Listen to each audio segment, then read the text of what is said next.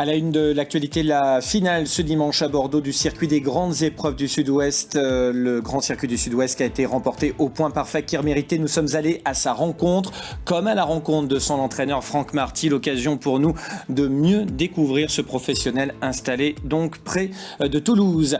À la une de l'actualité également, le lancement ce samedi, cette fois-ci, du meeting de Pau. C'est parti pour 25 réunions, 130 courses à obstacles. Nous serons en compagnie de Jean Brocaire, le directeur de l'hippodrome, par Skype et en direct. Et comme chaque semaine, nous ferons le point sur les belles notes de la semaine. Nous vous emmènerons notamment sur l'hippodrome d'Agen où il y a eu le grand cross de la Garenne qui a livré son verdict. Plein de notes à prendre, notamment pour vos prochains jeux à l'occasion du meeting de Pau. L'agenda de la semaine est également au menu. Bonjour et bienvenue, c'est le JT 63e du nom. Et à la une de l'actualité, donc, les finales du GCSO, le circuit des grandes épreuves du Sud-Ouest. Ce sera ce dimanche sur l'hippodrome de Bordeaux-le Bouscat. Finale également du Challenge Henri Menot. Je vous propose dès maintenant de prendre connaissance avec les partants restants.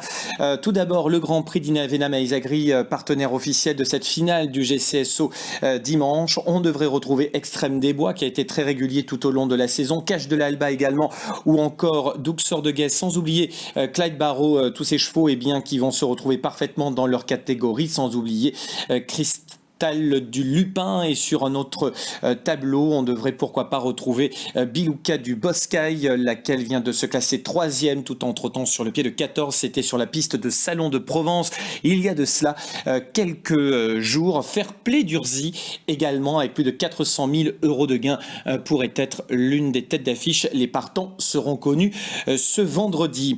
D'autres restants concernant cette fois-ci la finale du Challenge Henri Menot, avec des chevaux moins chargés en gains, donc on est juste en dessous du niveau du GCSO.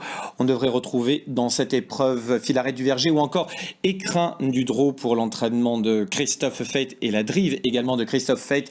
Mais la traction de cette finale sera sans doute enivrante, vous allez la découvrir. Elle va s'élancer à la limite du recul. Elle sera associée une nouvelle fois à Frédéric Closier. C'est l'entraînement de Jean-Pierre Lagenèbre. Elle vient de s'imposer dans le quintet bordelais disputé le 15 novembre dernier. Je vous laisse également découvrir les autres compétiteurs qui, eux, s'élanceront au 25 mètres. Je pense à Fangio Kobo ou encore Campione Mio, le représentant de Denis Brossard. Voilà donc pour les restants de ces deux finales. Focus donc sur le GCSO. Je vous propose de faire un point sur le classement. Et grâce à Jean-Claude Dunoguez, je vous propose également de vous replonger dans les archives de ce circuit. Avant la finale, voici le classement du GCSO. Fakir Mérité termine donc sur la plus haute marche du podium avec 27 points. Il avait plié le match depuis plusieurs semaines maintenant. Il devance Cache du Rib, deuxième avec 16 points, et le Marty d'Oruck qui prend la troisième place avec 15 points. Fakir Mérité que l'on revoit ici lors de son succès du 18 octobre à Toulouse, une piste qui lui a particulièrement bien réussi tout au long de la saison. Il compte également une deuxième place sur ce même parcours derrière Cache du Rib fin septembre. Dans les faits, le GCSO, c'est quoi ? Eh bien, c'est tout simplement le circuit des grandes épreuves du Sud-Ouest, un challenge qui a été créé en 1995 et la finale d'alors s'était disputée sur l'hippodrome de Beaumont-de-Lomagne. Si la finale de 95 est revenue à Jean Raffin avec Vénus de Folio, c'est la protégée de Denis Brossard, une belle blonde, qui sera la première à gagner le challenge. Elle récidivera un an plus tard.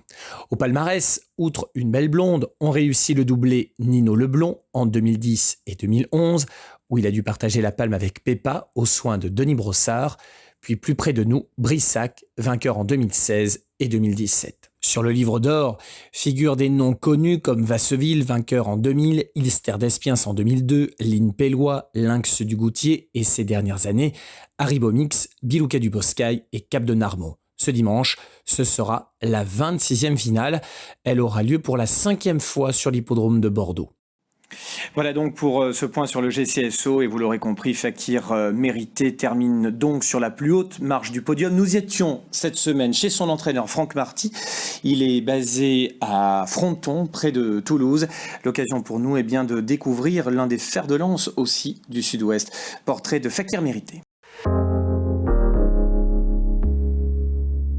La saison a été marquée par, pour moi principalement par la victoire de l'OGNT. Ça c'était vraiment l'aboutissement de la saison.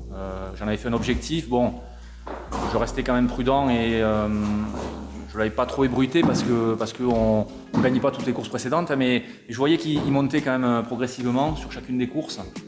Et bon, c'était la belle de la saison, donc c'est vrai que c'était celle qu'il fallait réussir. Bon, ça s'est bien goupillé ce jour-là, on a le bon parcours et bon, le cheval a été très bon, donc il avait gagné brillamment. C'est vrai que c'était vraiment le coup de la saison. Alors, ça va se décider aujourd'hui, on va en discuter aussi avec les propriétaires, mais on a 3 options en fait. Soit on court la finale du GNT dimanche à Vincennes, qui sera forcément difficile, hein. Soit on a la finale du GCSO dimanche à Bordeaux. Là, je considère que ce n'est pas un très bon engagement sur le papier. Même si on a gagné le circuit, on va se retrouver à poteau égal avec des chevaux qui nous ont rendu 25 mètres, parfois même 50. Donc, bon, je ne dis pas qu'il est hors d'affaire, mais ça sera une course dure pour, à mon avis, pas forcément envisager la gagne. Donc je ne suis pas certain que ce soit une très bonne option. On a en revanche une option qui me paraît meilleure, c'est la 3e, le 13 décembre à Bordeaux. On a une course qui est fermée à 304, on est juste à la limite, derrière. Bon, elle me paraît bien s'intégrer, c'est le Grand Prix de Noël. Et elle nous met bien ensuite pour le Grand Prix d'hiver 15 jours plus tard, à Bordeaux toujours. Donc je pense que ça va se décider aujourd'hui, mais probablement on va s'orienter vers ce scénario-là. Alors c'est un cheval qui est assez chouette parce qu'il est plein de vie. C'est un cheval, c'est un pur sang en fait. Hein. Il a énormément de sang. J'ai rarement croisé des chevaux, des trotteurs comme ça. Donc il peut être parfois un peu difficile à gérer en main ou sur les hippodromes, il peut être un peu chaud. Et après c'est un cheval qui a un caractère extraordinaire en fait. Comme je vous disais, il est plein de vie, donc très agréable à entraîner, toujours très motivé. Vraiment, ça fait partie des chevaux qu'on aime beaucoup à l'écurie, dont on s'occupe forcément beaucoup. Non, il a un caractère extraordinaire. Oui, le cheval est vraiment bien. Il ne s'est pas du tout ressenti de son déplacement du Mans. La course n'était pas très éprouvante par rapport à celle de Nantes, par exemple. Donc là, il paraît être resté bien. J'espère le garder comme ça le plus longtemps possible parce que c'est vrai que je pense qu'on l'a eu relativement bien toujours, mais là, je le sens particulièrement bien. Voilà, après ce joli portrait du champion, focus maintenant sur son entraîneur, Franck Marty. Il est donc à côté de Toulouse, à la tête d'un effectif d'une vingtaine de chevaux. Il est basé chez son père, Gérard. Si on part de mon histoire dans les chevaux, elle démarre très tôt, puisque moi mon grand-père et mon père étaient déjà passionnés de chevaux et de courses, donc très, très jeune je suis tombé dans la marmite. Donc j'ai pratiqué très tôt cette passion. J'ai commencé à driver en amateur.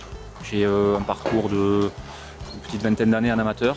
Et puis à l'approche de la quarantaine, en fait, j'ai voulu vraiment aller au bout de ma passion. Je suis passé professionnel. Dans un premier temps, je me suis associé avec l'écurie Ostemer, donc j'ai été leur entraîneur particulier. L'aventure a duré 4 ans, puis elle s'est terminée. Et donc j'ai créé ma propre écurie, donc début 2019. Et donc depuis, j'entraîne une vingtaine de chevaux, un petit peu plus aujourd'hui. J'ai la chance d'avoir pas mal de propriétaires qui me suivent, donc ça c'est appréciable parce que d'abord pour démarrer ça permet de sécuriser un peu l'activité et puis aussi d'avoir la possibilité d'acheter des chevaux qu'on ne pourrait pas acheter seul et puis de partager aussi de belles aventures. Donc je suis chez mon père à Fronton, donc je lui loue une vingtaine de box et de paddock pour héberger donc mon effectif. Mais à terme, donc, j'envisage d'avoir mes propres infrastructures. Alors, les chevaux qui m'ont marqué, le premier ça a été Cavalier d'Avril parce que quand je suis passé professionnel, c'est le premier cheval que j'ai qualifié. Ça s'est avéré être un bon cheval, un cheval de Grand Prix. On avait gagné la finale de l'Open des régions des 5 ans, donc c'était une très belle course à l'époque. Bon, malheureusement, ce cheval-là a connu des ennuis de santé. Bon, Génito du Noyer, bien sûr, parce que c'est moi qui l'ai acheté, c'est moi qui l'ai fait acheter et qui l'ai construit sur le début de sa carrière. Mais ça s'est avéré être un cheval de groupe. Daguet Normand, que j'ai aussi en propriété. Il y a eu par la suite BPAM, qui a été un très bon cheval de Grand Prix dans la région. Des chevaux comme Banco Dry, comme même Brossiago. Là maintenant, des chevaux comme Calimero du Tilleul sont des chevaux intéressants, qui ont mérité, bien entendu, on en a parlé. vient de récupérer un cheval qui s'appelle Dousty, qui est aussi je pense, un cheval de Grand Prix qui peut être intéressant. Voilà, donc c'est les chevaux qui ont un peu jalonné mon parcours. Après, la victoire marquante, clairement, c'est la victoire dans le GNT cette année avec Fakir Mérité. Je pense que c'est la victoire, pour l'instant, pour moi, de prestige. Ma particularité, c'est que j'essaie d'être dans la sensation avec mes chevaux. J'essaie de déjà travailler dans le calme et puis de m'adapter à chaque cheval, en fait. Voilà, donc en fonction de son caractère, d'essayer de trouver le modèle de vie qui lui va bien, le modèle d'entraînement qui lui va bien, et puis surtout après aussi la manière de gérer sa carrière de course. Ça, c'est important. Oui, forcément. On fait ce métier pour entraîner des chevaux comme Fakir Mérité et encore meilleur si c'est possible, mais oui, bien entendu. Ouais. Comme tout professionnel, gagner le prix d'Amérique, mais bon, c'est pas forcément à la portée de tout le monde, et il faut toucher le bon cheval et puis que toutes les planètes soient alignées. Bon, oui, ça reste forcément un rêve. Voilà donc pour le portrait de Franck Marty. À la une de l'actualité également, il y aura Pau, ce sera samedi, lancement du meeting. C'est donc parti pour 25 réunions de course avant de retrouver Jean Broquer en direct par Skype, demander le programme. Samedi 4 décembre, c'est parti pour le meeting d'hiver de Pau. 2 mois de compétition jusqu'à début février sont au menu. En chiffres, cela donne 130 courses à obstacles et 77 courses plates. 5 quintets seront également organisés au cours de l'hiver. En 2019, 55 000 personnes avaient assisté aux courses de Pau, dont 8 263 pour le Grand Prix et 8 854 le jour du Grand Cross de Pau-Réverdy, l'épreuve la plus populaire du meeting. Le meeting de Pau, c'est aussi 20 entraîneurs à demeure, 800 chevaux à l'entraînement durant la saison, des chevaux qui viennent des 4 coins de la France. L'an passé, côté chiffres, et malgré la crise sanitaire, 110 millions d'euros avaient été joués, certes en baisse, moins 27%, mais il est à noter que les enjeux Internet avaient eux bondi de 56% contre 8 lors du précédent meeting. Sur le plan sportif, les aficionados se retrouveront pour le Grand Prix le 23 janvier et le Grand Cross le 6 février. Tous les dimanches de course, il y aura également de nombreuses animations prévues pour les enfants. Et grande nouveauté, des influenceurs seront en direct depuis l'hippodrome de Pau pour faire partager à leurs abonnés leur découverte du milieu du monde des courses et du cheval plus généralement.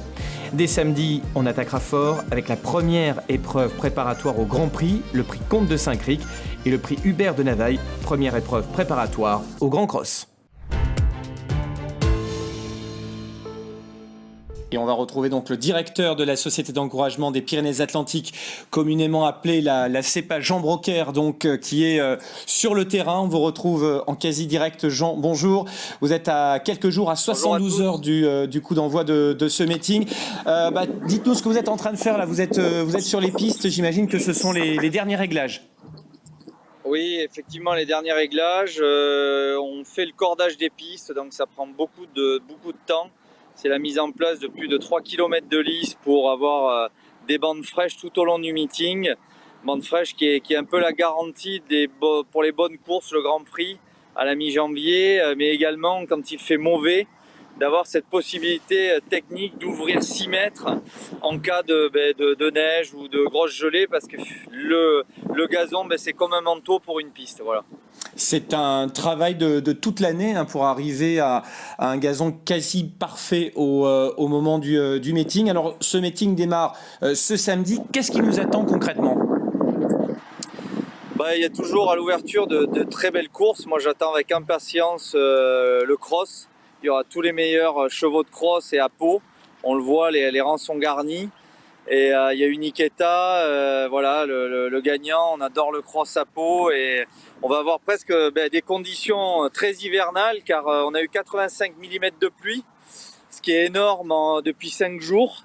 Donc on a un terrain lourd à très lourd. Il devrait pleuvoir, donc on va avoir des conditions pour des chevaux costauds. Voilà, il va y avoir du sport. Et puis également du steeple pour 3 ans, des inédits, une course pour les anglos. Vous savez qu'il y a un très bon programme d'anglos. On en est heureux et fiers d'avoir ce programme de course. C'est vrai que sur le plan sportif, on va attaquer assez fort avec la première épreuve préparatoire du Grand Prix. Vous l'avez dit, la première épreuve préparatoire au Grand Cross de Port-et-Verdy. Le Grand Prix, le Grand Cross, eh bien, ce sont les deux temps forts de l'hiver palois dans un florilège de 25 réunions de course. Hein, c'est bien ça?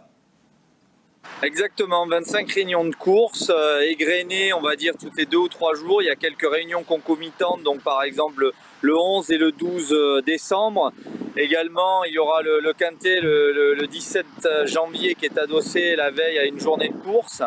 Voilà, mais globalement, ce qu'on attend et on espère, et cette semaine n'est pas finalement propice à ça, on entend beaucoup de choses, c'est de retrouver un public, la ferveur, l'ambiance. Beaucoup de Palois que je croise me disent j'espère qu'on va vivre le meeting et le meeting il a toute sa place et on l'attend avec impatience. On l'attend avec impatience, effectivement.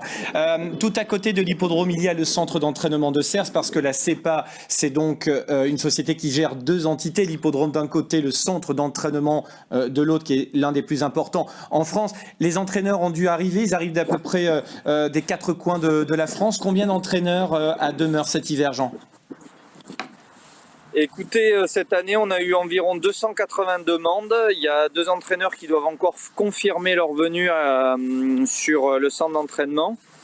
Voilà, donc on devrait être à 300 chevaux. C'est un tout petit peu plus calme que l'année dernière.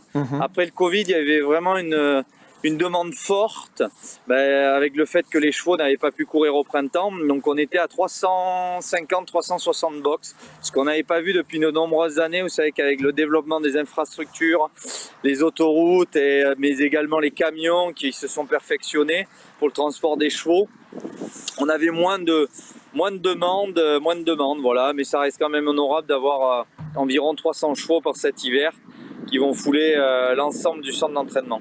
On va revenir maintenant sur l'hippodrome. En marge des courses, il y a aussi des animations, notamment des animations pour les enfants. Vous avez pas mal de dimanches tout au long de l'hiver. Qu'est-ce que vous allez proposer au public ? Écoutez, il y a 5 grands temps forts, hein. Bien sûr les 2 grandes journées, Grand Prix, Grand Cross. Et sur ces 5 temps forts, on fait ce que beaucoup de sociétés font, à savoir qu'on compose un programme d'animation pour enfants, des poneys, des jeux en lien avec les courses, pour que le public, hein, on a beaucoup de familles ici, puisse s'y retrouver. Le père va aller jouer, voir les courses, et la maman va souvent, pour les enfants, essayer d'étager entre les animations, les courses au rond, voilà. Donc il en faut pour tout le monde. Il y a aussi des gens qui vont au restaurant. Chacun vit un peu sa journée différemment, et on essaye de proposer ça. Et puis de l'hospitalité, on va terminer par là. Le public est accueilli dans des conditions de confort optimal. C'est important de savoir aussi que le public vient voir des chevaux. Il peut aller quasiment au plus près. Vous avez refait le rond de présentation qui permet à tout un chacun d'aller au plus près de l'action, y compris en bord de piste, grâce à l'écran géant et au système tracking qui permet de ne rien rater de ce qui se passe au cœur du peloton. Oui, exactement. Il y a un grand écran dans le grand hall, à l'extérieur, tout est à proximité. Également, tout ce qui est point PMU Paris hippique, hein, avec le groupe Carus, c'est important, mais effectivement, on est l'hiver. Donc l'hiver, ça demande d'autres infrastructures, d'autres services dédiés. On maîtrise pas le temps, c'est un tout autre exercice qu'un hippodrome champêtre, et l'été, un hippodrome estival, ça a son charme, mais des fois on peut avoir la neige, donc il faut accueillir ces gens. Je l'espère, comme avant le Covid, on était aux alentours de 55 000 visiteurs. Ça a son poids, son impact, son importance. Voilà, donc tous ces services, je veux dire, ça existe depuis très longtemps, vous le savez. Le meeting de Pau l'hiver est ancré depuis des décennies. Toutes les équipes sont mobilisées autour de vous, autour du président Foursens-Bourdette également. Merci beaucoup Jean. Rendez-vous donc samedi pour le coup d'envoi de la saison 2021-2022. On croise les doigts. On croise les doigts et on attend tout le monde. Tout le monde est le bienvenu. Je sais que beaucoup de gens de la région, de la fédération vont venir pour les grandes journées. Voilà. Donc ça avec un grand oui.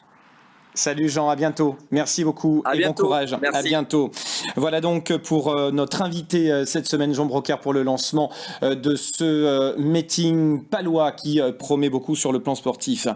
Dans le reste de l'actualité, la disparition du président de la Société des courses d'Ici-Jacques, Christian Roche. Il est décédé la semaine passée. Récit Thomas Combeau. Le président de la Société des courses d'Ici-Jacques, Christian Roche, vient de nous quitter à l'âge de 61 ans. Viticulteur de profession, ses couleurs ont brillé au trot à 7 reprises sous la houlette de Gérard Marty.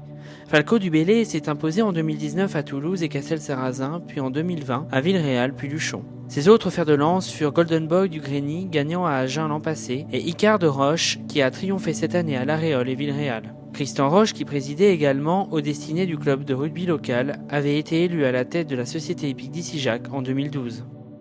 Autre actualité, un jockey a décidé de faire un break dès cet hiver. C'est Thomas Coutan, homme de confiance d'Arnaud Chaillet-Chaillet. Il a livré cette info à notre confrère d'Ikiga, François Prado. On l'écoute. Et puis moi j'en profite pour dire qu'après ça je fais un break. Après ça quoi? Après pour pâquerette. Ok. Voilà, je fais un petit break, là j'ai mal au dos de plus en plus. Après mon accident suite à Auteuil, j'ai... L'accident du printemps? C'est ça, qui m'a mis sur la touche pendant 6 mois. J'ai 2 tiges au bord de la colonne vertébrale qui me font de plus en plus mal quand je tombe, que ce soit aux omoplates ou autour. Ok. Alors du coup je fais un petit break, le temps de me remettre un peu en confiance, enlever le matériel et pourquoi pas revenir après. Me faire un petit bagage hors des courses aussi. Un bagage hors des courses, c'est-à-dire vous avez une idée? Oui, là, j'ai toute ma famille qui est dans la vigne. Ok. Du coup, j'aimerais bien m'intéresser un petit peu à ça. De quel côté ils sont basés? Peut-être cognac, Ah oui, ok. à côté, à la maison. Ok. Ils font du cognac? Oui, cognac, Ok. pinot, Ça et va. vin rouge. Très bien, on va pas en faire la pub, mais vous allez changer de voie pour de bon ou je... Non, j'aime beaucoup trop ça. J'aime beaucoup trop les chevaux et ce que je fais, l'adrénaline qu'on ressent en course. Mais pour l'instant, je me sens pas en confiance. Hier, je me suis vu pas monter correctement comme à mon habitude.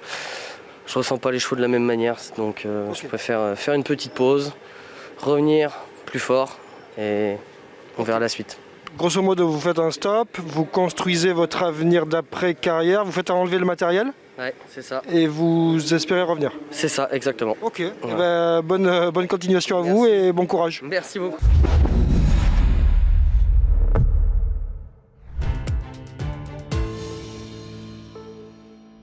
On commence par Toulouse. Ce samedi 27 où 8 courses étaient au programme. Dans la 5e, une course européenne pour 6 à 10 ans inclus. Victoire de Élysir du Haume, parti à 18 pour 10 en finale. L'élève de Jean-Marie Roubaud, fils d'Offshore Dream, fait afficher une 16-4 sur 2950 mètres. Il dispose facilement de Cagnères de Béton et Campione-Mignot, courageux 3e. C'est l'une des bonnes notes de la course. Dorec 4e sera à suivre au montées cet hiver à Vincennes. Autre bonne note, Équire de Mai 5e. 24 heures plus tard en PMH, course à Agen au galop avec entre autres le grand cross-country de la Garenne qui est l'apanage de Go and Win qui s'impose par une longueur 3/4 sur Flavius qui sera lui aussi à suivre cet hiver à Pau. Il défend en effet l'entraînement de Patrice Quinton, élite d'aînés qui dépend comme le lauréat de l'entraînement de Marc Nicolo, court en progrès. Vous pouvez la prendre en note notamment pour Pau. Autre cross au cours de cette journée, le prix Jérôme Rambaud qui voit la victoire de Griminois qui s'impose par 4 longueurs sur Centaure de la Bruni. Le lauréat est entraîné par Patrice Quinton qui avait fait appel à Jean-Stéphane Lebrun pour mener au succès ce fils de Fragant Mix. Griminois peut être un futur gagnant sur le cross palois. Enfin, Bordeaux au trot, on rendait hommage au champion de Ronald Lippe, Uros Girondin, un ancien vainqueur de Quintet à Vincennes. Victoire dans le groupe B de Havane Dupont, entraîné et drivé par Franck Marty. La pouliche de 4 ans, fille de Rolling Derry-Pré, remporte une 3e victoire en 13 sorties publiques. En Scassotone, sage et capable de faire de belles choses. La preuve ici, sa 2e place, aux dépens de Imayala du Fort, qui n'est peut-être pas loin d'un premier succès. Et en dehors de notre fédération, on continue de suivre les pérégrinations de Bilouka du Boscaï que l'on va retrouver dans ses œuvres sur la piste de Salon de Provence. C'était au niveau groupe 3 et tenez-vous bien, elle rendait 50 mètres. Elle est à la pleine piste, la petite jument Alzane. Elle va être extrêmement courageuse. Elle va donc prendre la 3e place. Entre-temps, sur le pied de 1,14 Touron. Elle est 3e derrière Duel du Gers et Cache du Rib, la casaque verte qui vient complètement à l'extérieur que vous aviez eu l'occasion de voir il y a quelques semaines en action à Toulouse en battant Facteur Fakir mérité, mais une nouvelle fois, Biluca Duboskai au summum. On pourrait la retrouver donc dès ce week-end. Elle fera le spectacle sur l'hippodrome de Bordeaux. Et puis direction l'hippodrome d'Auteuil également, à l'occasion du prix Georges Courtois. Victoire de Sreligorn par 18 longueurs d'avance. Il s'impose aux dépens de Gloris et Pacha Senam. Théo Chevillard, Lucas Zuliani et Angelo Zuliani, soit le podium signé François Nicole, et record de victoire dans une année également pour un entraîneur sur l'hippodrome d'Auteuil, 63 victoires, battant le record détenu jusque-là par Guillaume Macaire-Bazet-Royan. C'est ce que nous rappellent nos confrères de Francir. Félicitations donc à François Nicole. Voilà donc pour ce tour d'actualité, ce Tour de France des galopeurs et des trotteurs. Tout de suite, les chevaux à suivre. Plein de chevaux à suivre, notamment au trot pour les jours qui viennent. Donc vous allez pouvoir prendre quelques notes. Et en obstacle, bien évidemment, au regard de la réunion qui s'est disputée sur l'hippodrome d'Agen avec les représentants de Patrice Quinton qui vont arriver affûtés comme des lames. Iria Métis, Fanny du Plateau, Hermione Granger parmi les chevaux à suivre au trot. Et puis en plat, Trop de charme, encore Queen's Valley. Un cheval nous a plu, 2 chevaux nous ont plu en obstacle, Flavius ou encore Go and Win. Voilà pour les chevaux à suivre. Vous pourrez retrouver tout cela sur la page Facebook de la Fédération des courses du Sud-Ouest. Place maintenant à l'agenda de la semaine avant de conclure ce journal. Allez, c'est parti pour l'agenda. On va donc démarrer dès ce samedi avec le coup d'envoi du meeting de Pau. Parti donc pour 25 réunions de courses. Vous n'oubliez pas les courses à Toulouse également. Le 3, on se rendra sur l'hippodrome de Bordeaux dimanche 5. Il y aura des courses à Grenade également. Donc Bordeaux avec les finales du GCSO et du Challenge Henri Menot, Grenade, et ensuite Pau, Toulouse à nouveau, Pau et Grenade jusqu'au 12 décembre prochain. Il y en aura véritablement pour tous les goûts, en plat, en obstacle ou encore au trot. Voilà pour l'essentiel de l'actualité. Un grand merci à toutes les équipes techniques. Je vous souhaite une excellente semaine. Restez-nous fidèles. À jeudi prochain. Salut.